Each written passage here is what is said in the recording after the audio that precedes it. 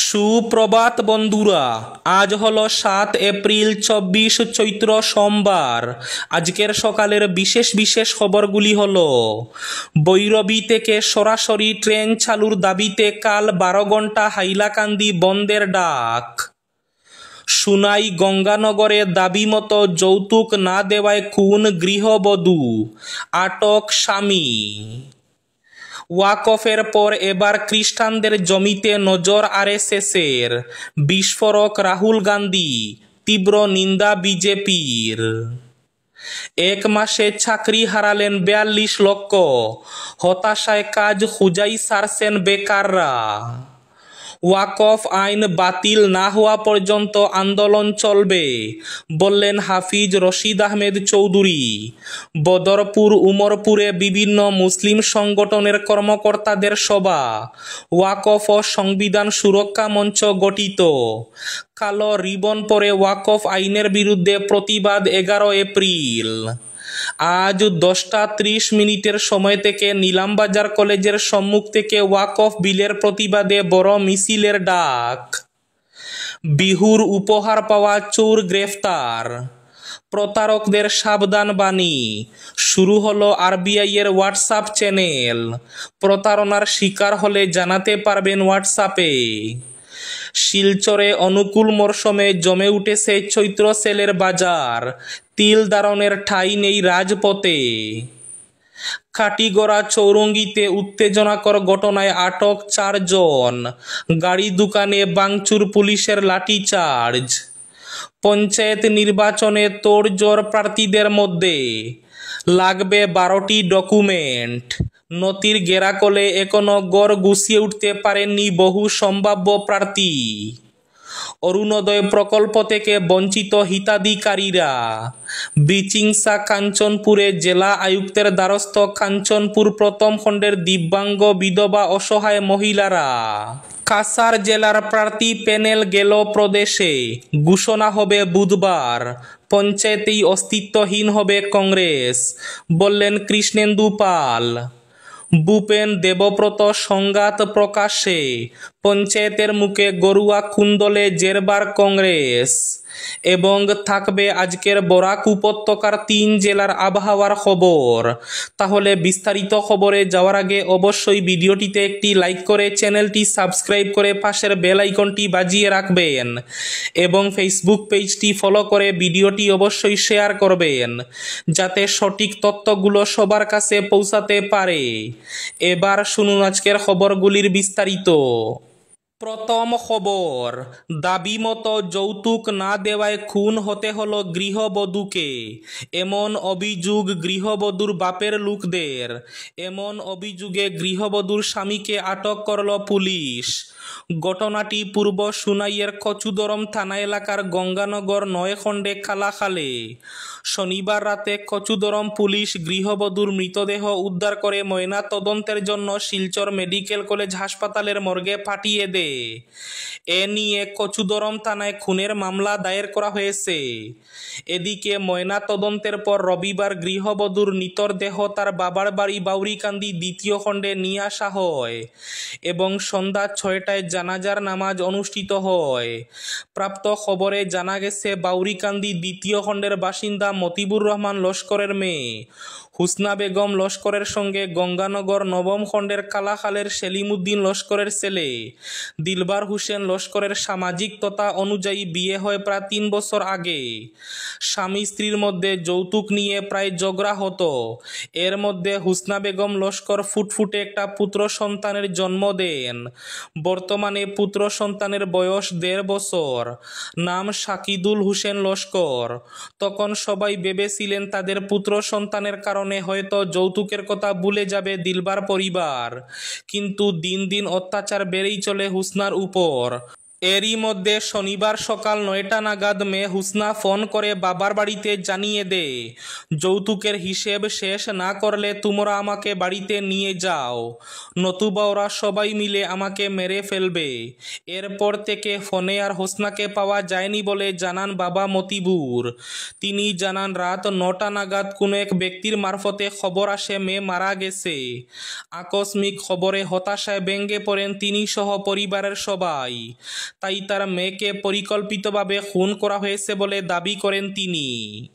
ওয়াকফের পর এবার খ্রিস্টানদের জমিতে নজর আরএসএসের, বিস্ফোরক রাহুল গান্ধী, তীব্র নিন্দা বিজেপির।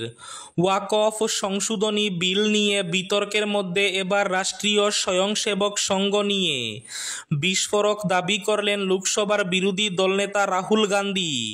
তিনি অভিযোগ করেছেন ওয়াকফের পর এখন আরএসএসের নজর পড়েছে খ্রিস্টান সম্প্রদায়ের জমির দিকে।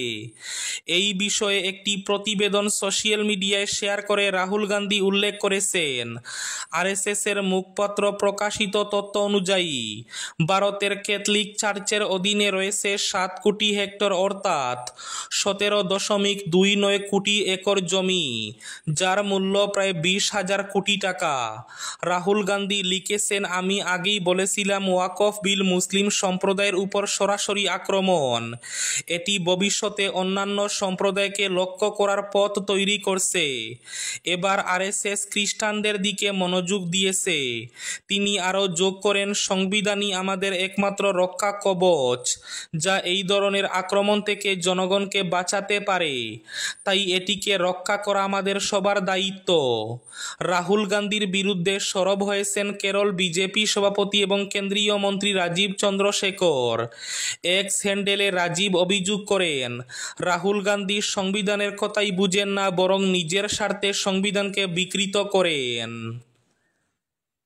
কাল হাইলাকান্দি বন্ধ, মিজোরামের ভৈরবী থেকে গৌহাটি পর্যন্ত সরাসরি যাত্রী রেল অবিলম্বে চালুর দাবিতে কাল 8 এপ্রিল সকাল 5টা থেকে বিকেল 5টা পর্যন্ত 12 ঘন্টার হাইলাকান্দি জেলা বন্ধ সফল করতে নাগরিক অধিকার সুরক্ষা সমিতি, ব্রডগেজ রূপায়ণ সংগ্রাম কমিটি, জেলা মার্চেন্ট অ্যাসোসিয়েশন, জেলা ড্রাইভার অ্যাসোসিয়েশন সহ বন্ধ আহ্বানকারী সংগঠন সমূহের কর্মকর্তারা হাইলাকান্দি জেলাব্যাপী ব্যাপক প্রচার অভিযান চালিয়ে যাচ্ছেন। ওয়াকফ আইন বাতিল না হওয়া পর্যন্ত আন্দোলন চলবে, বললেন হাফিজ রশিদ আহমেদ চৌধুরী। বদরপুর উমরপুরে বিভিন্ন মুসলিম সংগঠনের কর্মকর্তাদের সভা। ওয়াকফ ও সংবিধান সুরক্ষা মঞ্চ গঠিত। কালো রিবন পরে ওয়াকফ আইনের বিরুদ্ধে প্রতিবাদ 11 April. All India Muslim personal law board সারা ভারত জুড়ে সেভ ওয়াকফ সেভ কনস্টিটিউশন নাম দিয়ে এক দীর্ঘমেয়াদী আন্দোলনের ডাক দিয়েছে। সেই হিসেবে রবিবার বদরপুর উমরপুরে বরাক উপত্যকার সকল মুসলিম সংগঠনের প্রথম সারির কর্মকর্তারা এক সভায় মিলিত হন। এতে বরাক উপত্যকায় আন্দোলনকে সুষ্ঠুভাবে পরিচালনার জন্য ওয়াকফ ও সংবিধান সুরক্ষা মঞ্চ নামে একটি শক্তিশালী কমিটি গঠন করা হয়েছে। এই কমিটিতে মৌলানা আতাউর রহমান মাজার ভুইয়া, মৌলানা মাহমুদুল হাসান ও মৌলানা সালিমুল হককে আহ্বায়ক কমিটিতে রাখা হয়েছে। আগামী 11 এপ্রিল জুম্মার নামাজে হাতে কালো রিবন পরে ওয়াকফ আইনের বিরুদ্ধে প্রতিবাদ করা হবে। অরুণোদয় প্রকল্প থেকে বঞ্চিত প্রকৃত হিতাধিকারীরা, জেলা আয়ুক্তের দ্বারস্থ কাঞ্চনপুর প্রথম খণ্ডের দিব্যাঙ্গ বিধবা অসহায় মহিলারা। কাঞ্চনপুর এলাকার বহু শারীরিক প্রতিবন্ধী বিধবা রেশন কার্ড হোল্ডার অসহায় মহিলা অরুণোদয় প্রকল্পের সুবিধা থেকে বঞ্চিত। হাইলাকান্দির জেলা আয়ুক্তকে এ ব্যাপারে এক অভিযোগপত্র দিয়ে বঞ্চিতরা তাদের বঞ্চনার অভিযোগ উত্থাপন করেন। অভিযোগকারী বঞ্চিতরা হাইলাকান্দি জেলার আলগাপুর কাটলিসরা বিধানসভা কেন্দ্রের কাঞ্চনপুর প্রথম খণ্ডের বাসিন্দা। এখানকার পুরাতন কাঞ্চনপুর জিপি তথা বর্তমান নারায়ণপুর জিপির 155 নম্বর বুথ কেন্দ্রের অধীন বসবাসকারী। অরুণোদয়ের সুবিধা থেকে বঞ্চিত দিব্যাঙ্গ, বিধবা এবং অসহায়রা জানান, তাদের 17 জনের স্বাক্ষরিত এক অভিযোগপত্র গত বুধবার জেলা আয়ুক্তের কাছে দিয়ে বঞ্চনার অভিযোগ জানিয়েছেন। অরুণোদয় থেকে বঞ্চিত রয়েছেন তারা প্রকৃত হিতাধিকারীরা। পঞ্চায়েত নির্বাচনে তোড়জোড় প্রার্থীদের মধ্যে লাগবে 12টি ডকুমেন্ট। মে মাসের মধ্যেই রাজ্যে গঠন হবে নতুন পঞ্চায়েত। এপ্রিলের মাঝামাঝিতে শেষ হবে প্রতিদ্বন্দ্বী প্রার্থীদের মনোনয়নপত্র দাখিল ও যাচাই। হাতে সময় নেই বেশি। অন্যদিকে মনোনয়নপত্রের সঙ্গে দাখিল করতে হচ্ছে মোট 12টি ডকুমেন্ট, যার মধ্যে রয়েছে বাকিজাত সার্টিফিকেট, এফিডেভিট, জাতির প্রমাণপত্র, জন্মের নথি সহ পরিবার ও সম্পত্তির ব্যাখ্যা। ফলে প্রয়োজনীয় দস্তাবেজ তৈরির ধুম লেগেছে পঞ্চায়েত নির্বাচনে প্রতিদ্বন্দ্বিতার ইচ্ছুক প্রার্থীদের মধ্যে। নথির গেরাকলে এখনো গড় গুছিয়ে উঠতে পারেননি বহু সম্ভাব্য প্রার্থী। পঞ্চায়েত নির্বাচনের প্রতিদ্বন্দ্বিতার জন্য মনোনয়নপত্র দাখিলের শেষ তারিখ 11 এপ্রিল। হাতে মাত্র 4 থেকে 5 দিন সময়, কিন্তু এখনো গড় গুছিয়ে উঠতে পারেননি বহু সম্ভাব্য প্রার্থী। রাজনৈতিক দলগুলিও জেলা পরিষদ এবং আঞ্চলিক পঞ্চায়েতের প্রার্থীদের তালিকা চূড়ান্ত করে উঠতে পারেননি। ফলে গ্রামাঞ্চলে পঞ্চায়েত নির্বাচনের আসর জমতে আরও কিছুটা সময় লাগবে বলে মনে করছেন বিশেষজ্ঞরা। ভূপেন দেবব্রত সংঘাত প্রকাশ্যে, পঞ্চায়েতের মুখে গরুয়া কুন্দলে জেরবার কংগ্রেস। পঞ্চায়েত নির্বাচনকে সামনে রেখে শাসক দল বিজেপি যখন আগ্রাসী রূপে মাঠে নেমে পড়েছে, তখন প্রধান বিরোধী দল ব্যস্ত আভ্যন্তরীণ সংঘাতে। বিদায়িনী দলের নেতা দেবব্রত শইকীয়াকে না জানিয়ে নির্বাচনী ময়দান ছেড়ে দলের একাংশ বিধায়ক দিল্লিতে চলে গিয়েছেন। এ প্রসঙ্গে তিনি বলেন, 2 বিধায়কের দল ত্যাগ এবং 1 বিধায়কের দিল্লি যাত্রার ফলে সিএলপিতে 3টি পদ খালি হয়ে পড়েছে। উপদলনেতা, সচিব এবং মুখ্য সচেতক পদের জন্য একাংশ বিধায়ক দিল্লি গিয়েছেন বলে বিরোধী দলপতি মন্তব্য করলেও প্রদেশ কংগ্রেসের সভাপতি ভূপেন বরার মন্তব্যে 2 নেতার সংঘাত স্পষ্ট হয়ে ওঠে। বরা বলেন, সিএলপির খালি পদ পূরণ করার দায়িত্ব বিধায়কদের। 21 জন কংগ্রেস বিধায়ক নিজেরাই ঠিক করে নিতে পারেন কাকে কি দায়িত্ব দেবেন। বরার এই মন্তব্য থেকে স্পষ্ট, সিএলপির খালি পদ পূরণ করার জন্য হাইকমান্ডের নির্দেশের প্রয়োজন নেই। বিহুর উপহার পাওয়া এক চোরকে গ্রেফতার করা হয়েছে। গ্রাম প্রধান বিষ্ণু কুমার দাসের অভিযোগের ভিত্তিতে পানিগাঁও পুলিশ চোর দাসকে গ্রেফতার করে।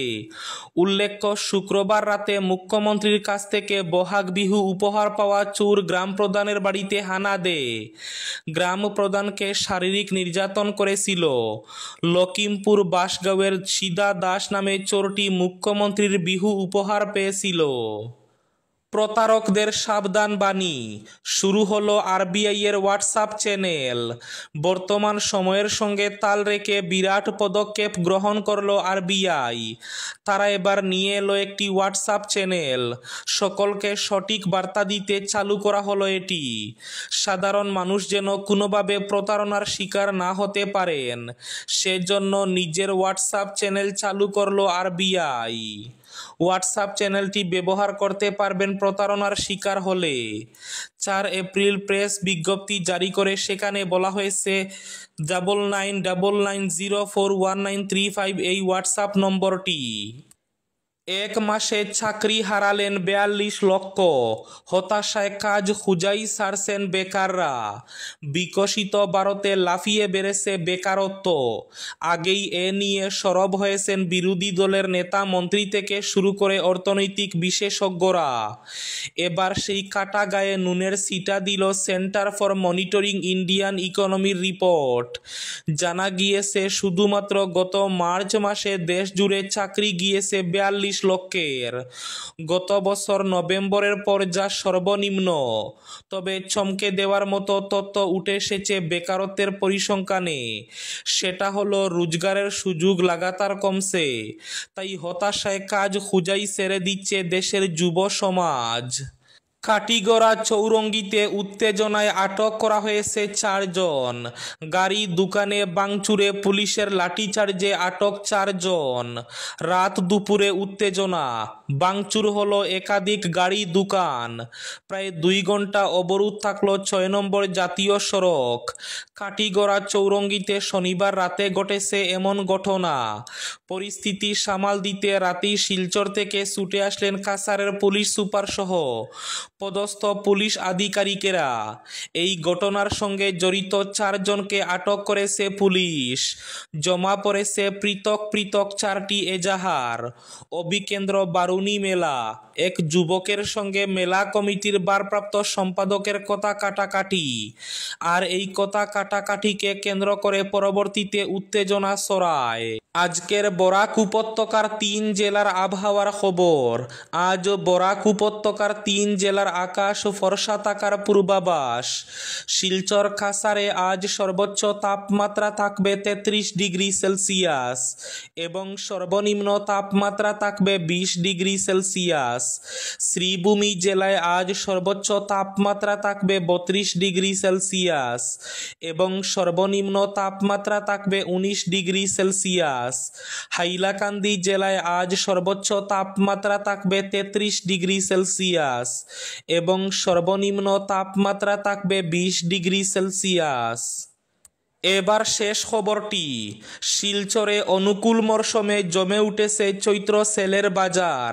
তিল ধারণের ঠাঁই নেই রাজপথে, জাঁকিয়ে বসেছে রিডাকশন মার্কেট। শিলচরে চৈত্র সেলের বাজারে প্রতিদিন ভিড় বেড়েই চলেছে। সোমবার শেষ হচ্ছে চৈত্র সেল। রিডাকশনের বাজার বলে কথা, রাজপথে তিল ধারণের ঠাঁই নেই বললেই চলে। রবিবার বিকেলের দিকে এক পশলা বৃষ্টিতে গরমের গা জ্বালা করা ভাব অনেকটাই কেটেছে। তার উপর ছুটির দিন, ফলে শহরের প্রায় প্রতিটি সড়কে দোকানিদের সাজানো পোশারে হুমড়ি খেয়ে পড়েছেন খদ্দেরেরা। এই ছিল আজকের সকালের বিশেষ বিশেষ খবরগুলি। ভিডিওটি অবশ্যই লাইক করে শেয়ার করে দেবেন।